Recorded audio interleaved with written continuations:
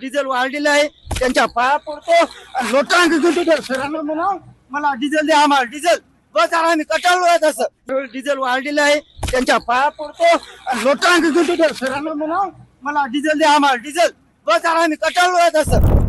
किती वाजल्यापासून रांगेत लागले ऊन लागते का? सर सकाळी 4 वाजेपासून आलो अजून नाश्ता नाही पाणी नाही आज आम्ही इथं त्रस्त बसलोय आम्हाला एक तर फाशी घ्यायची पाळलेली शासनाला फक्त एकच विनंती माझी हात जोडून कारण आम्हाला डिझेल द्यावं इथे 4 वेळ डिझेल वाढलेलं आहे त्यांच्या पाया पडतो लोटांना सरांना म्हणा मला डिझेल द्या आम्हाला डिझेल बस आम्ही कटाळलो आहे तसं। एवढं काय संतापलं तुम्ही? एवढं काय संतापलं आम्ही तुम्ही? 8 दिवस झाले इथे बसतोय डिझेल एक तर नंबर होतो पंपावर डिझेल भेटत नाही आम्ही कोणाचं लढू सांगू आम्ही शासनाला सांगावं कोणाला सांगावं आम्ही एक तर रडू येते जेवणाची सोय नाही तर रात्रभर उपाशी आहे आम्ही इथं शेतकऱ्याच्या डोळ्यात अश्रू आहेत।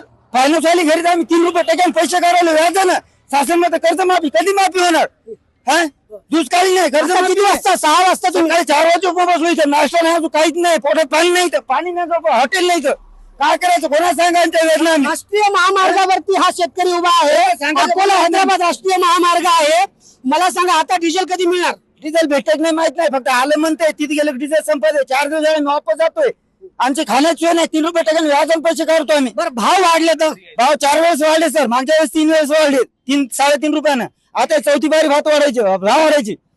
हे सगळे शेतकरी होते या शेतकऱ्याचा जर संताप पाहिला तर स्वतः या शेतकऱ्यानं सरकारच्या पुढे लोटांगण घातलेलं आहे आणि सरकारला डिझेल मिळण्यासाठी आक्रमकतेनं विनंती केलेली आहे। संदीप नागरे, साम टीव्ही न्यूज, हिंगोली।